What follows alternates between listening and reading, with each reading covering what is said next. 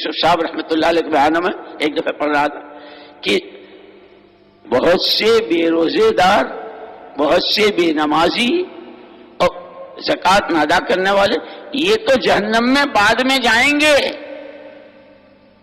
وہ جن تینوں سے جہنم میں دہکائی جائیں گی، عالم، سخی اور مجاہد، کہ علم کی خدمات اور علم سبحان اللہ ہر وقت منہ سے جیسے چشمے بہ رہے ہوں پانی کے، اس انداز سے علم، سخاوت کہ کسی کو پتا بھی نہیں کس نے کتنا کہاں کہاں کیا کتنا لگا ہے، اور یہ مجاہد کہ آدمی کے پاس سب سے بڑی چیز اس کی جان، لیکن تینوں کی تینوں ان کے جہنم میں پہلے جانے کا سبب بنے گی۔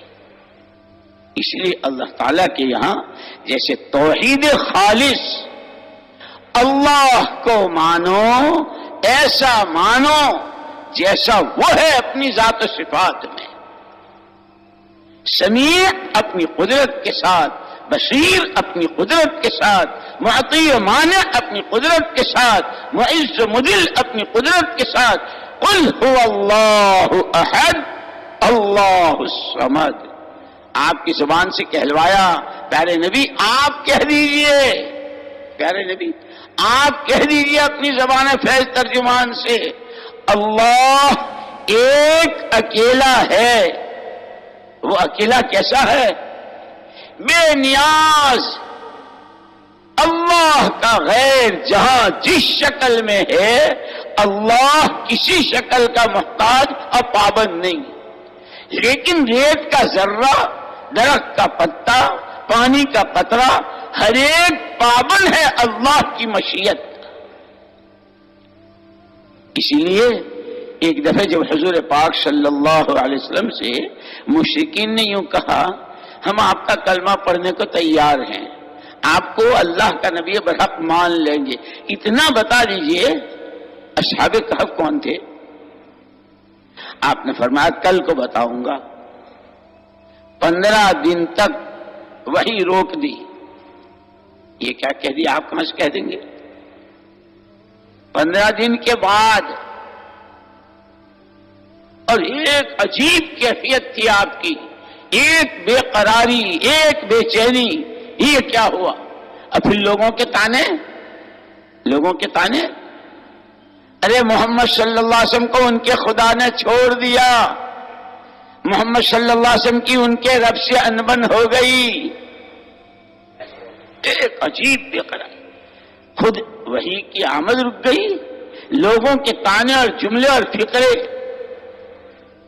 آپ پر ایک عجیب، لیکن چونکہ اللہ تعالیٰ کو تو آپ سے بہت کام لینا تھا، اور رہتی دنیا تک کی مخلوق، جس مخلوق کو اللہ کے نبی نے یوں فرمایا الخلق عیال اللہ، مخلوق اللہ کا کنبہ ہے، احب الناس الی اللہ انفعهم للناس، اس پورے کنبے میں اللہ کو سب سے زیادہ محبت اپنے اس بندے سے جو اس کی مخلوق کو نفع پہنچائے، اتنا بڑا عالمی کام لینا تھا۔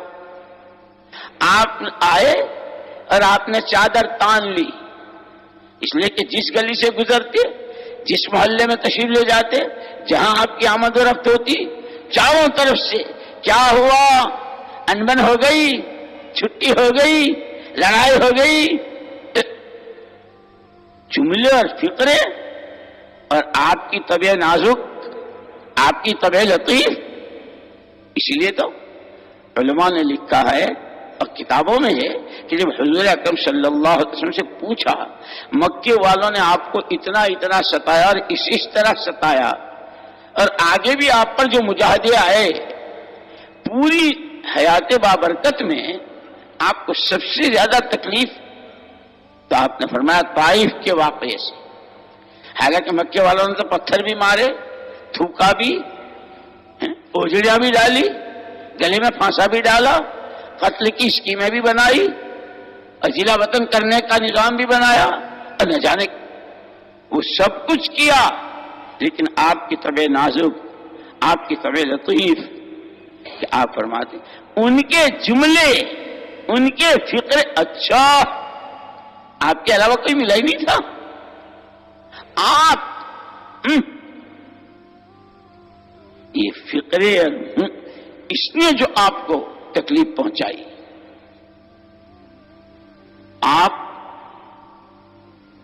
تشریف لائے اور چادر تان لی اور لمبے اور دراز ہو گئے. حق تعالی شانہ کی طرف سے والضحى والليل اذا سجى والضحى والليل اذا سجى ما ودعك ربك وما قلى.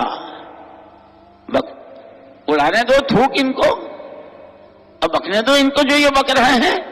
محمد صلی اللہ علیہ وسلم کو ان کے پروردگار نے چھوڑ دیا، ان کی انبن ہو گئی، وہ ناراض ہو گئے. یوں بکنے دیجئے، کہنے دیجئے.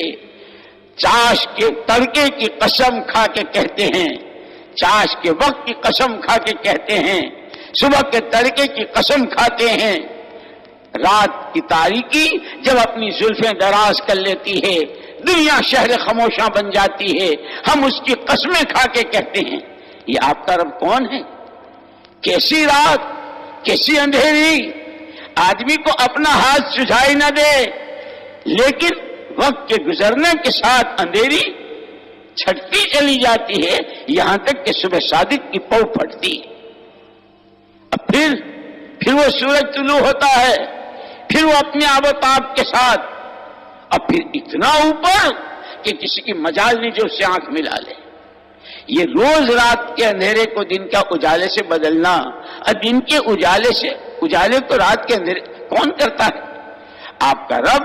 جس نے وحی روکی ہے وہی آپ کا رب آپ کے لیے وحی کو چالو کر دے گا. اتنے قبیلہ خاطر اور ایسے غمگین و محزون و مغموم ہونے کی ضرورت نہیں ہے. وَلَلْآخِرَةُ خَيْرٌ لَكَ مِنَ الْأُولَىٰ. اب جو آگے آ رہا ہے ان حالات کے بعد، لوگوں نے تانے دیے، فقرے کسے اور کیا کچھ ہوا. اب وَلَلْآخِرَةُ خَيْرٌ لَكَ مِنَ الْأُولَىٰ، پہلے سے بھی اچھے. وَلَسَوْفَ يُعْطِيكَ رَبُّكَ فَتَرْضَىٰ. اتنا دیں گے، اتنا دیں گے، اتنا دیں گے کہ آپ راضی ہو جائیں گے. کتنا دیا، کیسا دیا؟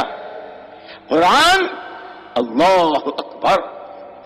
آج تک کوئی اس کے محاسن، اس کے مناقب، اس کی خوبیاں، اس کی طاقت کہ قرآن والا علم.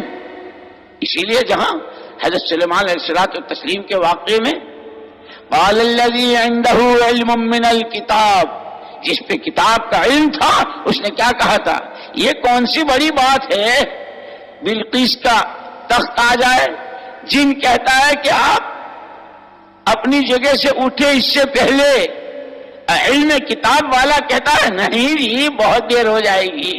ہم پہ خدائی علم ہے، ہم پہ کتاب کا علم ہے، ہم پہ محمد صلی اللہ علیہ وسلم کا علم ہے.